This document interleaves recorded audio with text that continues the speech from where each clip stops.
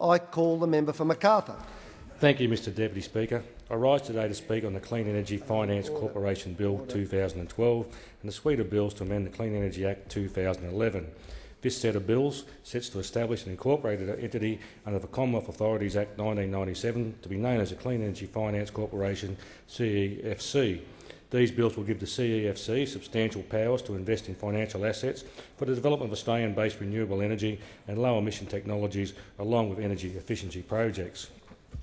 The bills will also provide the CEFC with the power to enter into investment agreements itself, provide commercial loans and as well as make investments through subsidiaries.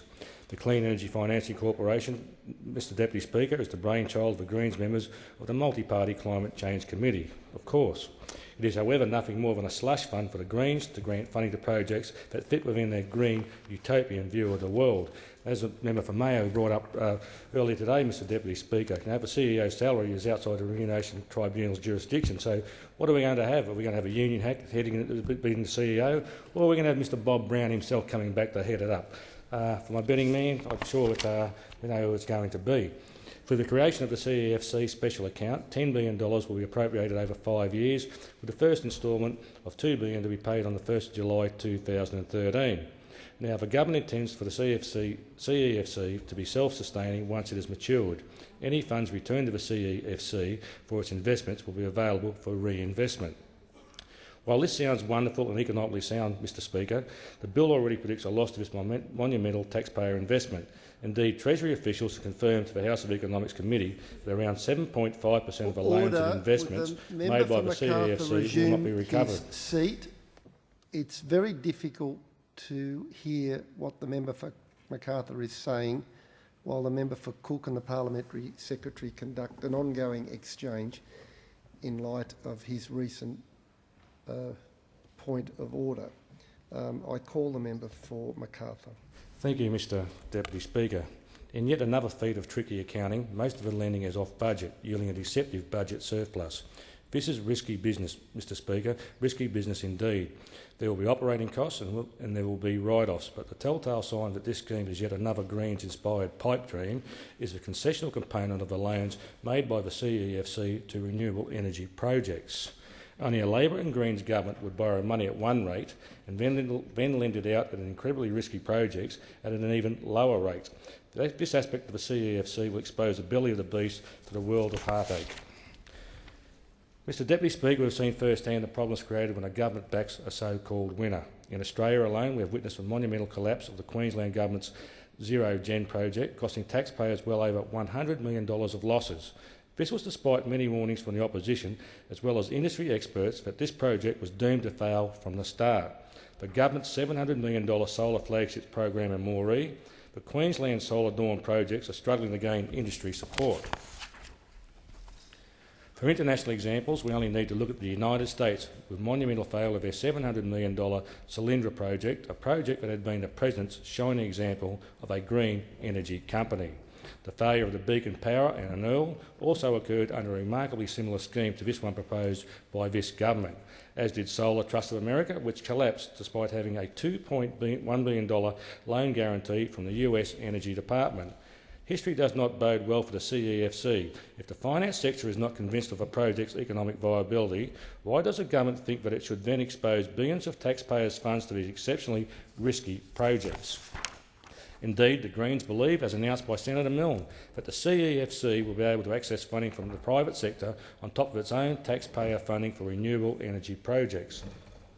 Judging from the interest that the private sector has shown our nation's largest renewable energy projects, this may not be as easy as the Senator thinks. The corporation has a lofty aim to overcome the market barriers to big renewable energy investments. However, one point that this government seems to miss time and time again is that the private sector knows that money does not grow on trees. Private investors in general part with their hard-earned money wisely. The private sector will not often expose itself to anything that it sees as too risky, whether this be actual investment risk, the perceived risk of a new type of investment, as well as pressure from tightening of purse strings by banks looking towards Europe's pending financial disaster. So where the private sector does not Where the private sector dares not tread, this government is blindly barging ahead with billions of taxpayers' dollars hastily shoved into its pockets, ready to be thrown at risky and commercially unviable projects. The Clean Energy Finance Corporation Bill also establishes a board of the CEFC. The board will be tasked with the statutory responsibilities for decision-making and managing the corporation's investments. The government has gone to lengths to claim that the CEFC will be an independent body. Indeed, the legislation stipulates that the CEFC will make investment decisions independently of the government. However, this independence is skin deep. The bill requires ministers to issue an investment mandate for the corporation. Indeed, the explanatory memorandum of the bill states that the investment mandate may include, but not be limited to, directions on matters of risk and return, eligibility criteria of investments in renewable energy technologies, low emission technologies and energy efficiency projects, allocation of investments, limits on concessional investments, types of financial instruments in which the corporation may invest, and broad operation matters. It seems to me that this is one hell of a mandate for a minister to give an independent corporation. It is apparently clear that the government is happy to allow the CEFC to independently select the individual investments and projects for funding, but the criteria for investment selection, as well as the suitability of a project, will be tightly controlled by the minister and the government of the day. To further the government's grip on the CEFC's so-called independence, the investment mandate will take the form of a written, non-disallowable legislative instrument. This is consistent with ministerial directions issued to statutory bodies such as the Future Fund. The bill also states that the CEFC will apply a commercial filter when making investment decisions. This is hoped to ensure that the CEFC will invest responsibly and manage risks so it is financially self-sufficient and able to achieve a target rate of return. One of the objectives for the CEFC, as agreed by the CEFC expert review panel, is to apply capital through a commercial filter to facilitate increased flows of finance into the clean energy sector, thus preparing and positioning the Australian economy and industry for a clean energy future. Now, nobody would question the need for increased flows of finance into the renewable energy and low emission energy technology sector. However, this raises at least a very serious concern of the potential for the CEFC to have distortionary impacts on the market and at the same time not stimulate tangible results for progress in renewable energy projects. The board of the CEFC will have to be assiduous in their decision making to avoid creating chaos in the renewable energy sector. This concern has largely been ignored by the government in their eagerness to pick a winner and pull the renewable rabbit out of their clean energy hat. The renewable energy target is the best way to ensure that the private sector continues to invest in affordable and sustainable renewable energy. The Coalition has offered a bipartisan support to a commitment to ensure that 20% of Australia's electricity supply will come from renewable sources by 2020. It is highly unlikely that the government's $10 billion slush fund will be invested successfully, and even less likely that any new renewable energy above the 20% target would ever be realised, as there is no incentive for energy companies to purchase higher cost renewable power above their mandatory target. The renewable energy target has been the driving force behind private sector investment in the renewable energy sector. The renewable energy schemes that have been able to show their viability and return on investment have, of course, secured finance. The private sector has identified the most cost-effective and efficient means to produce renewable energy. Through thorough risk assessments and extensive analysis of project viability, the market has supported renewable energy projects that will be financially sustainable. This outcome, which is undeniably a win for consumers and the environment, is in direct contrast to the objectives of the CEFC, which is to provide finance to technologies which market considers to be unproven, too speculative or too risky for commercial financing. Origin Energy hit the nail on the head with a submission to the Clean Energy Finance Corporation expert review. They assert that the CEFC could aid in the operation of effective markets if it is able to identify and address financial market failures to investment. However, Origin is very careful to point out the risks of the CEFC to the renewable energy sector if it only serves as another source of unsustainable subsidy of high-cost technologies. The government to now introduce this $10 billion slush fund will throw a spanner into the works for large-scale renewable energy projects that have already sought out and obtained commercial financing. New projects that are fortunate enough to secure the concessional loans and finance from the CEFC will have the benefit of receiving direct subsidies and could in turn jeopardise the viability of current investments financed through far more expensive commercial lending. If the CEFC merely adds its $10 billion to the mix of high-cost technologies but economically unviable in the long term, then all that will eventuate are higher electricity prices paying for unsustainably expensive technology. Programs very similar to the CEFC have experienced massive failure and controversy in the United States. Billions of taxpayer money and loan guarantees have been lost because the United States government tried to pick a winner. This bill is economically irresponsible and unlikely to achieve its stated aims. There is little doubt that the CEFC will end up as nothing more than a $10 billion slush fund to be spent on the whimsical dreams of the Green Party, a waste of taxpayers' money and a waste of an opportunity to truly help the Australian environment in an innovative and practical way. That's the price you pay to stay in government. I would now like to move on to the three bills which seek to amend the Clean Energy Legislative Amendment Bill, which seeks to amend the Clean Energy Act, the Australian National Registry of Emissions Units (ANREU) Act, the Carbon Farming Initiative (CFI) Act, and the Fuel Tax Act and the National Greenhouse and Energy Reporting (NGER) Act. Amendments proposed in the Clean Energy Legislation Bill aim to extend the reach of a carbon tax to include fuels which are eligible for opt-in scheme and the definition of carbon dioxide equivalents. This bill will effectively bring LPG, LNG and CNG directly under a carbon tax. There have been some reasonable technical amendments to the way the Carbon Farming Initiative (CFI) is administered. These include the backdating of a methodology to enable greater access to the scheme for projects that were underway before the CFI came about. This will allow existing projects to benefit from the scheme.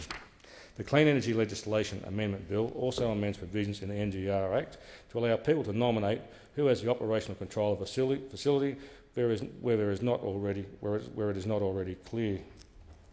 This amendment is necessary for organisations where there is no majority owner or where the entity may be controlled by a trust. Other elements of this bill seek to amend the Clean Energy Act and the Fuel Tax Act to apply the carbon tax to LPG and LNG through the carbon tax rather than fuel tax arrangements. The Clean Energy Customs Tariff Amendment Bill and Clean Energy Excess Tariff Legislation Amendment Bill 2012 amend the Excise Act and the Customs Tariff Act to provide that from the 1st of July 2012, CNG used for non-transport purposes can be covered by the carbon tax because they are no longer subject to the effective carbon price through the fuel tax system. This system will be similar to the structure provided for the aviation industry to administer their carbon tax liabilities. This is yet another tax grab by the government and I cannot support it.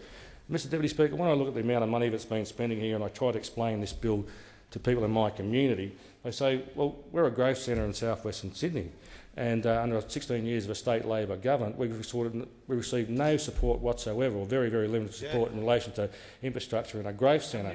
I look at the roads around my area like the Narellan Road, Spring Farm Parkway, Camden Valley Road, Bagdally Road. There's nothing in this budget for the people of Macarthur, Raby Road. These are all connectors to the growth centre to Campbelltown City.